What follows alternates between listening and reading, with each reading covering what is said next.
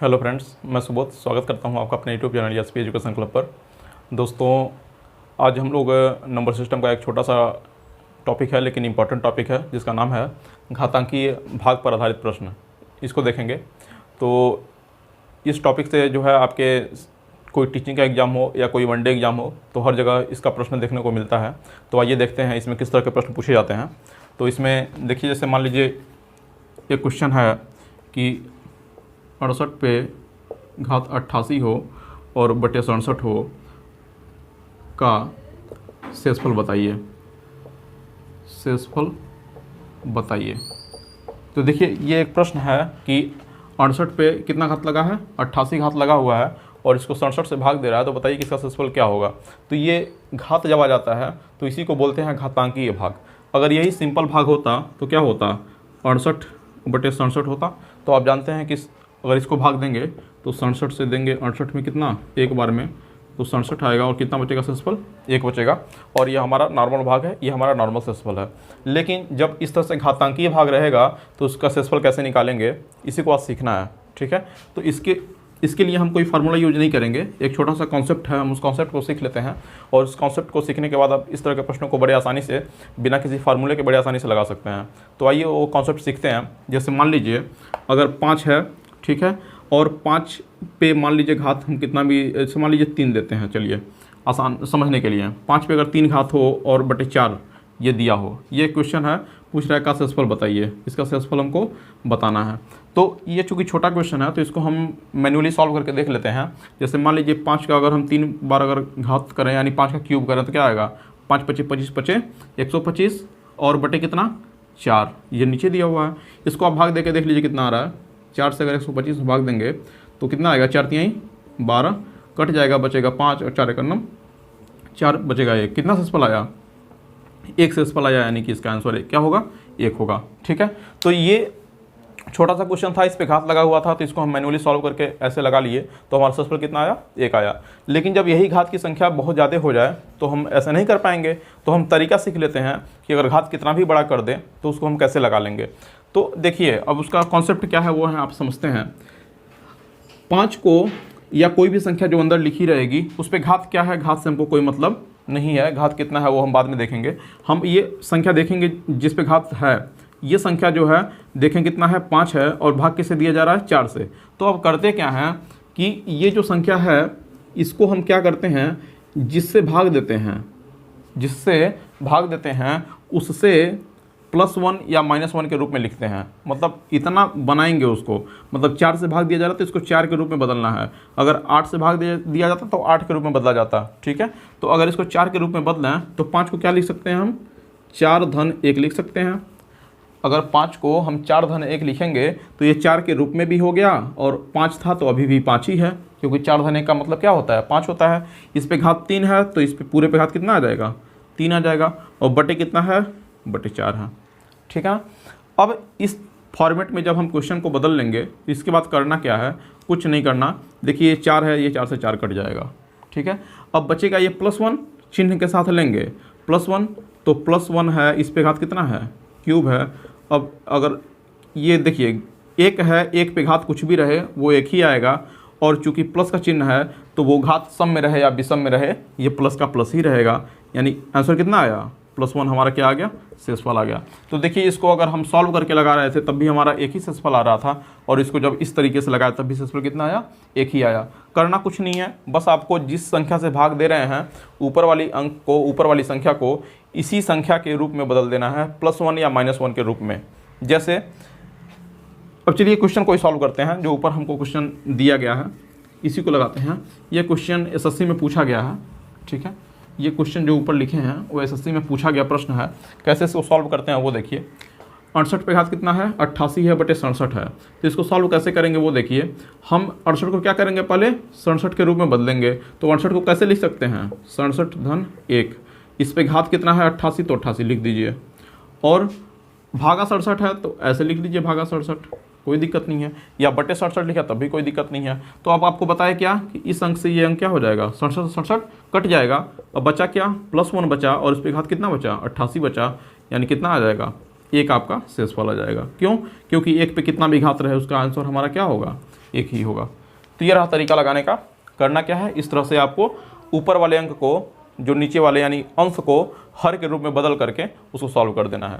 अब इसमें अलग अलग तरह के प्रश्न आते हैं, तो एक एक करके हम अलग अलग तरह के प्रश्नों को देखते हैं और उसी बीच में हम कॉन्सेप्ट को सीखते चले जाएंगे। ठीक है, दूसरा क्वेश्चन देखिए, ये क्वेश्चन है आपका कि यदि 18 है, कोई संख्या 18 है, उस पर क्या है 15 घात है और +4 इसमें ऐड है और इसमें भाग देना है 17 से, तो करेंगे क्या, ऐसे लिख लीजिए 18 पे 5 धन 4 बटे कितना 17, इसमें कोई दिक्कत नहीं है।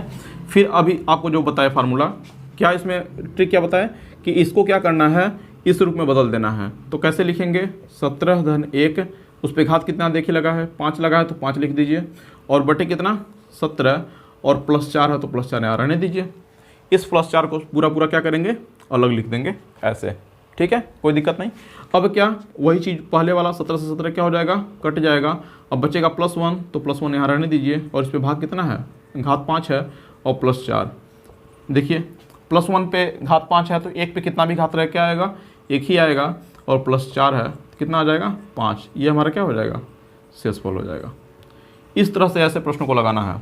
ठीक है, अब फिर से एक बार समझ लीजिए क्या करना है, हर वाले के रूप में अंश वाले को बदल देना है। ठीक है, उसके बाद क्या करना है, एक अंश और हर आपस में जब बराबर है कट जाएंगे और जो ये बगल में +1 या -1 बचेगा उसको क्या करेंगे, हम घात के साथ नीचे उतार देंगे और बाद में अगर कोई संख्या है तो नीचे आएगी, अगर कोई संख्या नहीं है तो नीचे कोई संख्या नहीं आएगी।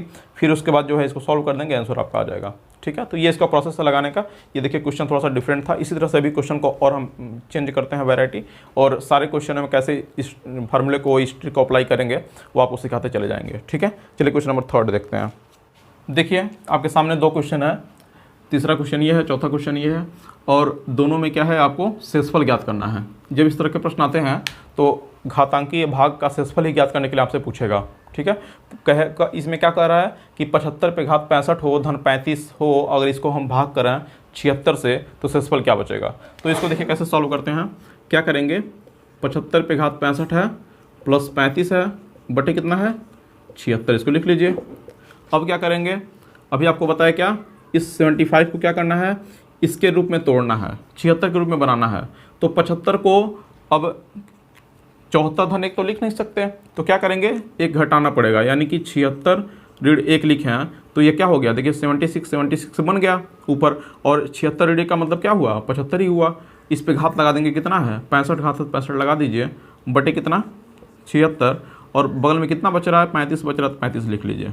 ठीक है, इधर वाले संख्या में भी आपको 76 से भाग देना पड़ेगा, कब, जब ये संख्या 76 से अधिक रहेगी तब। जैसे मान लीजिए 75 पे घात 65 है धन 135 हो, तो यहाँ 135 बटे 76 भी आपको लिखना पड़ेगा। ठीक है, और अगर 76 से छोटा है तो आपको वैसे ही संख्या उतार देना है, उसमें कोई परिवर्तन नहीं करना है।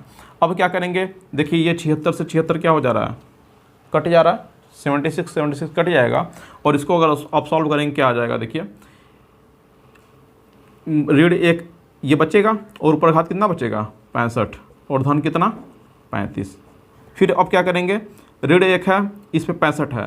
अब आप ये जानते होंगे कि अगर ऋण है उस पे घात अगर सम होता है, ठीक है, तो ये प्लस हो जाता है, लेकिन अगर ऋण है, ऋण में साथ में कोई संख्या लगी रहेगी तो सम हो तो प्लस हो जाएगा, और अगर विषम होगा तो क्या ऋण ही रहेगा। जैसे ऋण 2 गुणे ऋण 2 तो क्या हो जाएगा, ऋण धन और ये 4 हो जाएगा। लेकिन अगर ऋण 2 और ऋण 2 हो तो ये माइनस माइनस प्लस होगा, और ये प्लस, देखिए माइनस माइनस प्लस यानी कि 2 दूना 4 गुणे -2। अब क्या करेंगे, तो यह प्लस है तो प्लस माइनस क्या हो जाएगा, -4 दूना 8। यानी ये याद रखिए आप कि अगर ऋण के साथ कोई संख्या लगी हुई है और उस पर अगर सम घात होगा तो उसका उत्तर मतलब प्लस में आएगा, और अगर विषम घात लगा होगा तो माइनस में आएगा। तो यहाँ पे -1 पे 65 घात, यानी कि ये क्या है हमारा विषम है, यानी कि इसका उत्तर क्या ऋण 1 होगा धन 35, कितना हो जाएगा इसको सॉल्व करने पे 34 आएगा। यानी इसका शेषफल क्या हो जाएगा 34 हो जाएगा आपका शेषफल, इसका शेषफल क्या आएगा 34। ठीक है ना। ऐसे एक क्वेश्चन और है, देखिए चौथा, यहाँ पे क्या कह रहा है, 85 पे घात कितना है 97 है, और ऋण 27 साथ में लगा हुआ है, भागा 86 है। इसको सॉल्व कीजिए, ऐसे ही लिख लीजिए 85 पे घात कितना है 97 ऋण 27 बटे कितना लिखेंगे 86, सॉल्व कीजिए। 85 को क्या लिख सकते हैं, 86 ऋण 1, घात कितना है 97, ऋण 27 बटा कितना 86। अब देखिए 86 क्या हो जाएगा, कट जाएगा, बचेगा क्या, ऋण 1 पे घात कितना 97 और ऋण 27। ठीक है, इसको सॉल्व करेंगे क्या हो जाएगा, ऋण 1 पे देखिए घात क्या है, विषम है, तो यानी कि ऋण 1 ही रहेगा और ऋण 27 रहेगा, और दोनों जोड़ेंगे क्या हो जाएगा, ऋण 28। अब देखिए, अब अगर आपका जो है आंसर जो है माइनस में आ गया, तो कभी भी हमारा जो है शेषफल माइनस में नहीं होता है। तो अगर हमारा उत्तर ऋण 28 आया हुआ है तो ये हमारा आंसर होगा नहीं। तो हमारा आंसर होगा क्या, इसके लिए क्या करते हैं, जब भी आपका जो है इस तरह से प्रोसेस से सॉल्व करने पे आपको उत्तर जो है ऋणांक ऋण में मिले, कोई भी संख्या उसके साथ ऋण लगा हो उस तरह में मिले, तो करते क्या हैं, जिस संख्या से आप भाग दे रहे हैं, जिस संख्या से आप इस प्रश्न में भाग दे रहे हैं उसी संख्या को इसमें क्या करेंगे, ऐड कर देंगे। जैसे 86 से यहाँ भाग दे रहे हैं, यहाँ किससे 76 से भाग दे रहे हैं, तो अगर ये 34 की जगह ऋण 34 आया होता तो इसमें क्या करते हैं, हम 76 जोड़ देते हैं। वैसे यहाँ पे अगर ऋण 28 आया है तो इसमें 86 से भाग दे रहे हैं, तो 86 क्या करेंगे, जोड़ देंगे, यानी ये क्या हो जाएगा 86 ऋण 28 हो जाएगा। ठीक है, अब 86 में से 28 घटा दीजिए, यहाँ पे अलग क्या, 18 में से 16 में से 8 जाएगा, बचेगा 8, यहाँ 7 में से 2 जाएगा, क्या बचेगा 5, यानी इसका शेषफल क्या हो जाएगा 58, इसका क्या हो जाएगा शेषफल हो जाएगा, यही आपका क्या हो जाएगा आंसर हो जाएगा। ठीक है, चलिए कुछ क्वेश्चन और देख लेते हैं। देखिए आपके सामने ये 2 क्वेश्चन और है। इसमें देखिए 2 पे घात 31 है भागे 5, और इसमें क्या है 148 पे घात 9 है ऋण 7, और इसमें भाग किसे देना है 146 से। तो आइए इसको सॉल्व करते हैं। ये क्वेश्चन आई थिंक आपके टेट में कभी पूछा गया है। ठीक है, टेट के एग्जाम में ये क्वेश्चन आया हुआ है। तो इसमें देखिए इसको कैसे सॉल्व करेंगे, अभी जो आप ट्रिक पढ़ रहे हैं उससे आप क्या समझे कि ये जो घात वाला संख्या रहेगा उसके आधार को, यानी कि इसको क्या करना है, हमको जिससे भाग दे रहे हैं उसके +1 या ऋण 1 के रूप में आपको लिखना है। ठीक है, जितना आप नज़दीक जा सकते हैं उतना नज़दीक आप जाएंगे। तो इसको कैसे सॉल्व करेंगे, देखिए इसको आप क्या लिख सकते हैं, इसको आप लिख सकते हैं 2 पे घात 30 कर दें और इंटू 2 बटे कितना 5। कोई दिक्कत है, क्योंकि इसमें क्या है, इसमें देखिए एक घात है, तो जब 30 और 1 जब गुणे में देखिए x पे घात m हो गुणे x पे घात n हो तो क्या हो जाता है, x पे m धन n हो जाता है। ये घातांक वाले चैप्टर में आप पढ़ेंगे। ठीक है, तो यहाँ पे देखिए घात कितना है 30 है, यहाँ 1 है, तो दोनों के बीच में क्या है गुणे का चिन्ह है, तो 30 और 1 क्या हो जाएगा, जुड़ के इतना ही बन जाएगा 2 पे घात 31। इससे कोई दिक्कत नहीं है। फिर आप आगे क्या करेंगे, अब 2 पे घात अगर 2 लगाएंगे तो इस पे घात कितना हो जाएगा 15 हो जाएगा। क्योंकि ये 30 है तो इसको हम लिख सकते हैं 2 गुणे 15, यानी कि 2 पे अगर घात 2 लगाएं तो साथ में कितना आ जाएगा 15 आ जाएगा, और बगल में 2 है तो 2 रहने दीजिए, बटे कितना 5। ठीक है, अब क्या करेंगे, अब 2 पे घात 2 होगा, ये 1 मिनट, 2 पे घात 2 है, अब 2 दूना कितना हो जाएगा 4, और 4 पे घात कितना 15 इंटू 2 बटे 5 है। ठीक है, अभी आपके पास क्या मिल गया, यहाँ देखिए आपके पास मिल गया 4 पे घात 15 और इंटू 2 और बटे कितना 5। अब आप चाहें तो इसको बड़े आसानी से आप 5 के रूप में बदल सकते हैं घात वाले को। क्या करेंगे, 5 ऋण 1, इस पे घात कितना 15 घात है, गुणे 2 रहने दीजिए, बटे 5 कर दीजिए। अब क्या करेंगे, 5 से 5 क्या हो जाएगा, कट जाएगा, और ऋण 1 पे घात कितना आएगा, ऋण 1 पे आपका घात आएगा 15 और इंटू 2। आप देख रहे हैं कि ये ऋण 1 है अगर, तो और ये घात क्या है, घात विषम है। तो अभी बताया आपको कि ऋण के साथ कोई संख्या लगी है उस पर घात विषम है तो उसका वैल्यू क्या आएगा, ऋण में आएगा। तो इसका आंसर तो पहले ऋण हो जाएगा, और 1 पे कितना भी घात लगा हो आंसर 1 ही होगा, और तो इंटू कितना हो जाएगा 2। ठीक है, अब क्या करेंगे, 2 का गुणा ऋण 1 में कितना आएगा, ऋण 2। अब आप देख रहे हैं कि आपका उत्तर क्या आया, ऋण में आया। तो अभी आपको बताएं अगर आपका उत्तर ऋण में आए या माइनस में आए तो करते क्या हैं, जिस संख्या से आप भाग दे रहे होते हैं उसी संख्या को इसमें क्या करेंगे, ऐड कर देंगे। तो ऋण 2 में 5 जोड़ देंगे, क्या आ जाएगा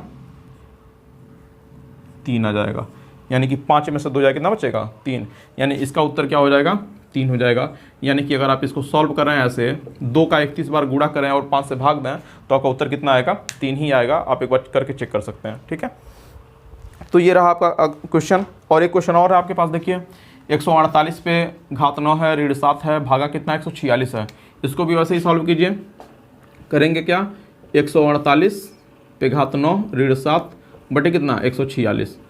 अब इसको सॉल्व करने के लिए क्या करेंगे, इसको हम 146 के रूप में तोड़ेंगे। तो कैसे हो जाएगा, 146 धन 2 लिख सकते हैं कि नहीं लिख सकते हैं, 148 को 146 धन 2 लिख सकते हैं, और भाग कितना आएगा 9 ऋण 7 बटे कितना 146। अब आप चीज़ आप ध्यान दीजिए कि हर प्रश्न में हम +1 या -1 के रूप में तोड़ रहे थे, लेकिन यहाँ पे देख रहे हैं कि +1 और -1 के रूप में तोड़ना पॉसिबल नहीं है, इसलिए हम +1 के जगह +2 या -2 के रूप में भी तोड़ सकते हैं। उससे होता क्या है कि बस आपको फिर 2 का मतलब 2 अगर +2 आपको लिखना पड़ा तो अब आपको घातांक उसका निकालना ही पड़ेगा, ठीक है। तो ये थोड़ा सा प्रॉब्लम हो जाता है, लेकिन ऐसे प्रश्नों में इसके अलावा और कोई ऑप्शन भी नहीं है कि आप इसको +1 या -1 के रूप में तोड़ सकें। तो +2 के रूप में तोड़ दिया, कोई दिक्कत नहीं है। 146 से देखिए 146 कट जाएगा, अब बचेगा क्या, +2 है, उस पे घात कितना बचा 9 घात बचा और ऋण 7 बचा। 2 पे 9 घात की एक आया 512 ऋण 7। अब इसको आप सॉल्व कर दीजिए, 512 में 7 घटा दीजिए, कितना बचेगा 505 बच जाएगा, ठीक है। अब जब 505 आया तो आप देख रहे हैं कि ये 505 जो हमारा शेषफल आ रहा है और हम भाग किसे दे रहे हैं 146 से दे रहे हैं, तो ये 505 तो 146 से बहुत अधिक है। तो अब शेषफल क्या होगा ये ज्ञात करना है। तो जब इतना बड़ा कोई अंक मिल जाए, इतना बड़ा क्या कोई भी एक संख्या अगर जिससे हम भाग दे रहे हैं उससे अगर अधिक मिलता है आपको, तो करते क्या है फिर से उस संख्या में इस वाले संख्या से भाग दे देते हैं। मतलब अगर आपको शेषफल जो है भाजक से अधिक मिल जाए तो क्या करेंगे, फिर से एक बार भाग दे देंगे। यानी कि 505 में क्या करेंगे, फिर से आप 505 में क्या करेंगे, भाग दे देंगे किससे 146 से, भाग दे दीजिए 146 से। अब कितने बार में कटेगा 3 बार में। तो 6 3 18 को 8 कितना है हासिल 1, और 4 3 12 1 13 को 3 हासिल 1, और 3 1 3 1 4। 5 में से 8 जाएगा नहीं, तो 15 में से 8 जाएगा, कितना बचेगा 7, या 9 में से 3 जाएगा बचेगा 6, और ये कट जाएगा 67। कितना आया आपका शेषफल 67। तो आपका शेषफल इस प्रश्न में कितना आ जाएगा 67 आ जाएगा। तो देखिए ये एक तरीका है लगाने का, इसमें आपको कोई फार्मूला नहीं यूज करना है कि x पे n धन 1 हमेशा x+1 से विभाज्य होगा जहाँ n सम हो, ठीक है। तो इस तरह का जो कई किताबों में आपको फार्मूला दिया रहता है तो वो आपको नहीं याद करना है, बस आपको एक कॉन्सेप्ट सीख लेना है कि हम प्रश्नों को कैसे सॉल्व करेंगे।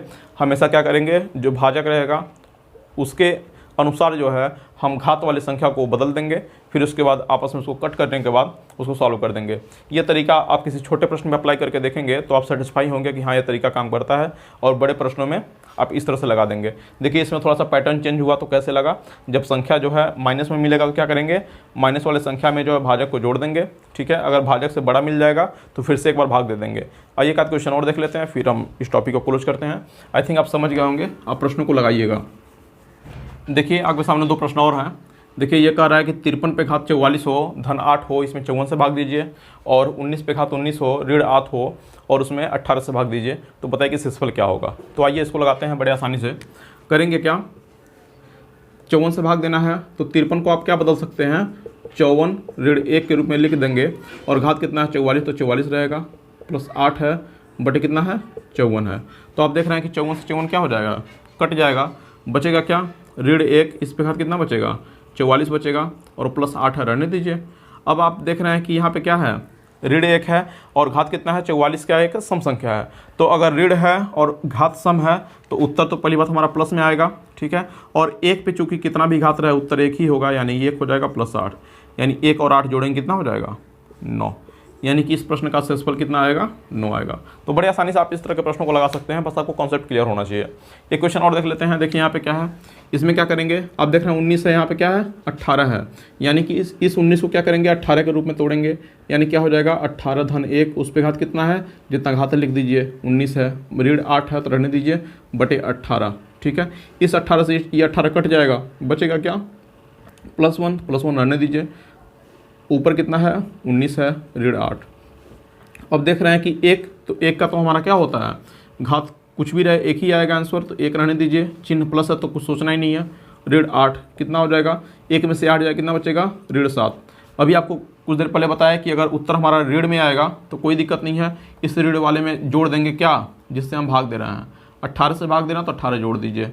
अब क्या हो जाएगा 18 ऋण 7 हो जाएगा ये, यानी कितना आ जाएगा 11 आ जाएगा, यानी इसको भाग देंगे तो उत्तर क्या आएगा 11 आएगा।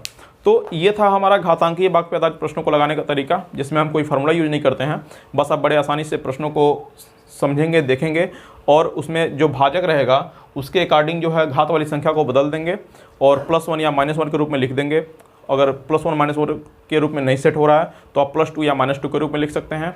और उसके बाद भाजक से मूल संख्या को काट देंगे और जो हम प्लस या माइनस किए रहेंगे उस पर घातांक लगा करके हम क्वेश्चन को सॉल्व कर देंगे। तो आई होप कि आपको ये वीडियो पसंद आया होगा और आपको ये टॉपिक समझ में आया होगा।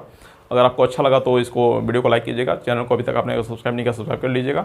तो फिर आज हमारा ये नंबर सिस्टम चैप्टर जो है क्लोज हो रहा है। इसमें हम जितने भी तरह के प्रश्न बन सकते थे हमने सबको कवर कर लिया है। कुल हमारा जो है 15 पार्ट लगा हमको नंबर सिस्टम को कवर करने में। तो अगर अभी तक आपने उनको नहीं देखा है तो आप नंबर सिस्टम के मतलब मैथ चैप्टर वाइज के प्लेलिस्ट में जा करके नंबर सिस्टम के 15 वीडियो आ चुके हैं। तो आप पूरा नंबर सिस्टम का शुरू से लेकर के 15 वीडियो तक देख लेंगे तो आपका नंबर सिस्टम का मैक्सिमम पार्ट जो है एग्जाम में पूछा जाता है वो कवर हो जाएगा।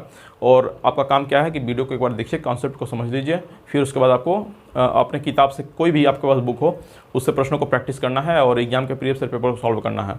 और कोई प्रश्न आपको प्रॉब्लम होती है तो आप कमेंट सेक्शन में उसको बता दीजिएगा, ठीक है। हम अगला जो वीडियो लेके आएंगे उसमें कमेंट सेक्शन में जो क्वेश्चन आए रहेंगे या जो प्रॉब्लम जिस टॉपिक पे आया रहेगा उसको हम फिर से रिवाइज करा देंगे, ठीक है।